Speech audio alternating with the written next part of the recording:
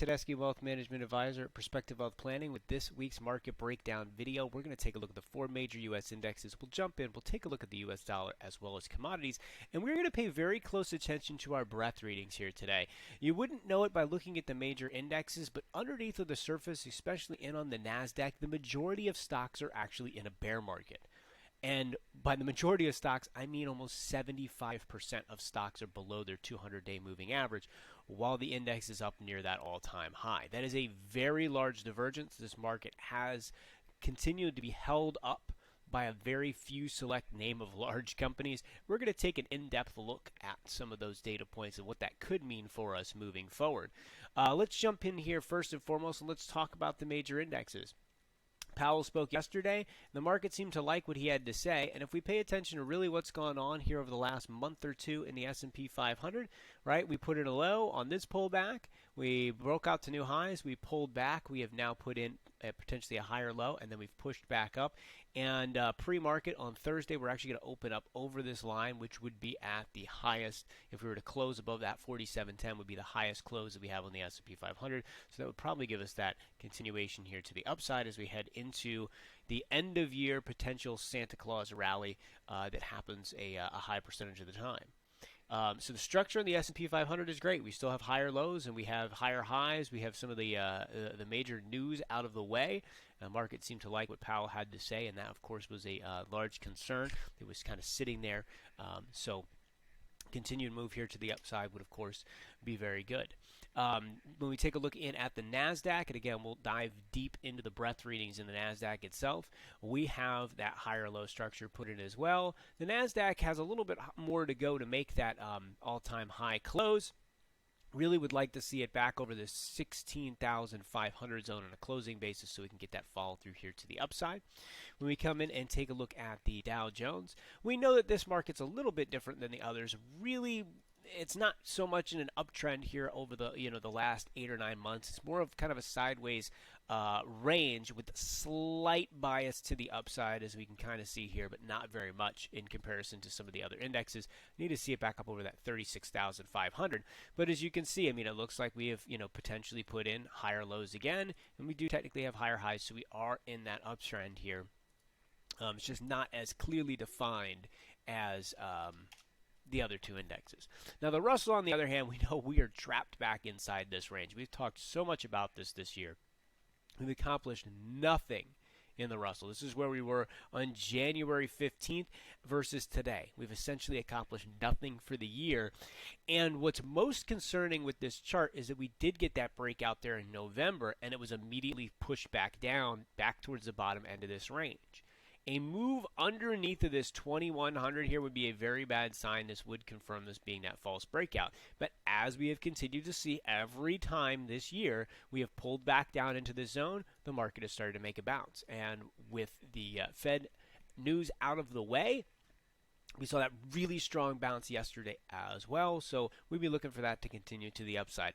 As long as the Russell really is above that 2100 level, again, if it could go sideways for another 6 months, that's really not a terrible thing. It's if we break below that 2100, then we start getting really concerned. Let's jump in and let's take a look at the U.S. dollar here. The initial move off of the Fed was a pop-up, but all it did was run right into that high that we had back in the middle of November and turn back down. It's following through here down this morning. Really looking at that 95.5 level is kind of the support that we've got here over the last month or so in on the U.S. dollar. And we've talked about this a lot. This 97 is a major level, but really this 97 to 98 is going to be that resistance zone that comes into play from last June. We do have a nice, rounded kind of bottom pattern that's set up here out of the U.S. dollar, but we need to get back up over that 98 before we can really, start talking about pushing back up into last year's highs. This is probably going to be a pretty decent size, battleground zone that we saw back here. And of course, as you guys know, if I back this up and I look at this in a monthly time frame, this is just devoid of a direction for a decade, almost at this point in time, or at least it's like 2014, so not quite a decade, but we have basically stayed inside this range. We're trading right in the middle of this zone. Right, so I mean, a move back up to 105, if it gets over that 98 zone, could certainly be in the cards. If it fails here, move back towards that 90. Regardless, a move below 90 or above 105 is where we start to get a clear direction out of this market. And right now, again, we're just kind of trapped in the middle of the range. There's not a ton to really think through on the U.S. dollar. We're continuing to watch this 97 to 98 zone to see if we can get some follow through here to the upside. But if not, again, we're just in the middle of the range that we've been in for the last 8 years. We come in and we look at gold. Gold tried to make that push down and turned around off of the Fed news as well. It's right back at that 1800 zone. Look, I mean, this is an area of the market that you would have expected to do better in this environment that we've got. But gold started the year right here, right around this 1900 zone. So it is down for the year. It hasn't put in a lower low for quite some time, but it has continued to put in lower highs. So this is not, there is no trend in this market either. It's kind of a sloppy with a slightly downward bias here over the course of the year. We need to get back up now over this 1875 zone to really get that next push. And then we have a bunch of resistances over top, and this is what happens when you slightly have a downward bias. We have that 1900 resistance zone, the 1950, 1975 zone. There's a lot of overhead resistance. This market had an incredible move from 2018 into 2020. We basically have a year's worth of digestion here of this move. We're watching it for that next push to the upside and waiting patiently. If it happens, we will certainly point it out, but as it sits right now, it's just kind of not doing much of anything. Silver tried to break down. It actually did take out the low from September briefly and then made that bounce back up. Silver really needs to get back up over that 2250 zone. And then we can kind of look at this as a potential double bottom here over the short term, right? We would still need to take this out right here to get that higher highs and higher lows, potentially in play. But this area has to hold underneath of this 2150 on a closing basis. It looks like this market would be headed much lower. We've talked about this before. There is really nothing on the chart back until about that $19 range. So there is a big pocket of air here. So bulls really want to see that hold. We got some nice bounces out of palladium and platinum over the last day or so, but these charts still don't look very good. Palladium especially. Palladium went and broke down below that 1700 zone and pushed all the way back into the 1500s. The lows from coronavirus are back here at 1400, and that certainly could be in play. The bounce, while it was about 8% off of over the last 24 hours, is still very much underneath of resistance. All right, and it has continued to make lower highs and lower lows now for 7 months, 6-7 months at this point in time, and this market really is in a lot of trouble. You have to get back up over this 1900 before you can say, potentially this might be a bottom, and then we could get that move back up towards that 2200 zone. If you're really watching this, I would not want to hold this thing below the lows from yesterday.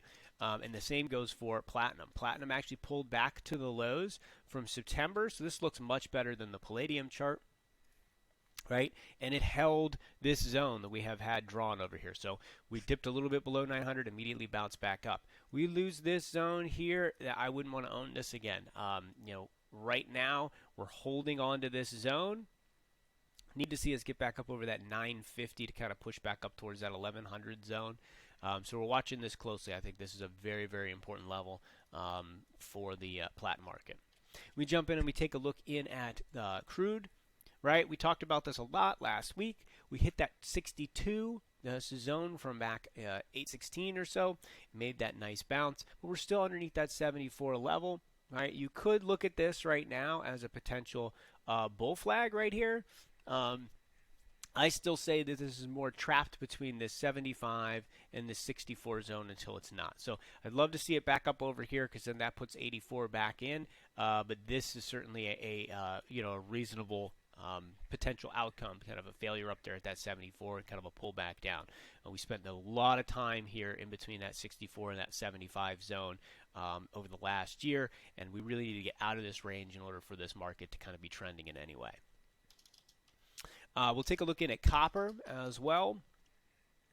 Still, not a whole lot to be said. Trapped inside the middle of the range. I just like to show it because it is an important commodity. We'll jump in now and we'll take a look at Nat Gas as the other energy player. We had a big gap down below that 4 zone right here, and it's really struggling underneath the 4. We talked a lot about this. This line, this 350 line, what I call this that potential area if this breakout failed, and that's exactly where it pulled back to. So what happens here I think is really important. Right, we head into the winter months, which actually historically are not great for the nat gas market, surprisingly enough. It's actually the early spring and summer is the best time of year for nat gas. But this area needs to hold. If it doesn't, I mean, you could see this thing go back down to that mid-2s. After being almost $7 3 months ago, that is a excruciating pullback. You do have this potential line as well as this line here, so I do think it's going to have difficulty breaking underneath of this zone right here. You get a couple of intense winter storms, you could see that bounce back up, but this is a really damaged market as we have seen here over the last few months. And gasoline, here's our line from before. We wanted to see it hold that 180 zone. That's exactly where it held. Bounced back up. Looks very similar to the chart of oil. Again, we look at this on a monthly time frame. You need to get back up over 240 for this to continue to push. So I think we're kind of trapped right now in between that 180 and that 220 to 240 resistance zone in on this market. All right, let's jump in and let's talk breadth readings. For the Nasdaq, the S&P 500, the top 5-6 stocks have made up almost 50% of the yearly gains in the indexes, right? It's very top heavy out of those few extremely large companies. And when we look at the breadth readings, it's kind of incredible when you look at where the Nasdaq is. It's basically trading up at those all-time highs. And our breadth reading in the Nasdaq is down into the zone where we saw back in 2020, and also that sell-off into the end of the year, the taper tantrum at the end of 2018. It's the only time that we've had breadth readings that low over the last few years. So we just do not have participation. But another way to take a look at this data set is to actually look at the number of stocks trading above its 200-day moving average, and you would be shocked when we show you this. Right now, on the Nasdaq, the percentage of stocks that are above its 200-day moving average is 28%. Almost 3/4 of the stocks on the Nasdaq are below their 200-day moving average. Look at the last time we had readings like this. Again, same thing, that taper tantrum back in 2018 and in the midst of the pandemic sell-off in 2020. Underneath of the surface, the majority of the names have suffered massive bear market declines, where some names, especially in the high beta growth area of the market, are down 70-80% in the last 4 or 5 months. And you would not notice that at all by just looking at the major indexes. Now, when we see these big divergence in breadth readings underneath of the surface, and we look at the historical data points for that, they are quite concerning here over the short term. When we look at the Nasdaq being within 1.5% of 52-week high with this negative breadth divergence, we get a number of signals here over the last decade and a half, and the majority of them are not very good over the short term. 2 weeks later, the market's positive on average 24% of the time. 1 month, 2 month, and 3 month out, no really more than a third of the time is it positive. When we get out 6 months, a year later, that tends to change, right? Historically, what has happened when we have such a negative breadth reading like we've got right now is eventually those leaders oftentimes get hit, right? There's 2 ways that this can play out. Those names that have sold off under the surface can start to rally and catch back up to the leaders, or the few things that are holding us up can start to roll back over. And you notice it's not 100% of the time that all of a sudden we roll over. There's still a third of the time where the names that have sold off start to catch back up the leadership and market continues to push higher. So it's not the end of the world right here, but this really is just not a great looking data set. The other interesting way to take a look at this is if we take a look at the Nasdaq 100 and then we look at the Nasdaq 100 equal weighted, meaning every name having an equal weight instead of it being weighted by the percentage that it makes up the index. You'll notice since July we have had that big divergence, meaning only a few stocks are holding us up. This is a very good way to actually visualize that. An equal weighted view of the index really over the last, this in the fourth quarter, has accelerated to the downside in comparison to the Nasdaq itself. And last week when we talked about that incredible thrust that we saw off of the bottom, we still saw no more than 7% of the Nasdaq stocks make new 52-week highs. While again, the indexes are right up there. So there's many different ways to take a look at this, but bottom line, the market is being held up by fewer and fewer stocks. So what we really need to pay very close attention to is what's happening with those really big players. All right, if they start to roll over here as well, we're going to be in for the indexes actually coming back down, which we have not seen any sort of real correction in the entire year. If we actually look in at the S&P 500, I think the biggest pullback we had this year was about 6%. This is a very abnormal year in terms of just straight kind of grinding higher, right? But when we look at the indexes themselves, they still look really solid. The S&P 500's got that chance to break out to new all-time highs right here and continue its strong uptrend. So underneath the surface, things are not good. And we can see that. We look historically at the data points for that, and it doesn't necessarily bode extremely well. However, it's not 100%. A third of the time, the market still continues to trudge higher. We have a ton of money in the system. The Fed came out, said that they were going to taper and raise rates a few times next year, and the market looked at that and went, okay, and continued to push up. It's a good sign. We may see the bottom portion of the market, the names that are underneath the 200-day moving average that have really struggled over the last few months, start to catch back up.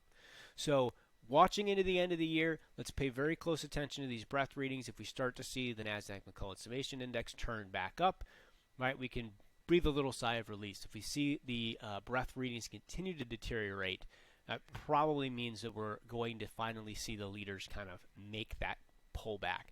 And so we're going to stay on top of that for you guys. As always, I hope you guys have yourself a fantastic week. We're heading into the holiday season. If I don't see you guys again, have yourself a happy holidays and a fantastic new year, and we'll see you at the beginning of next year.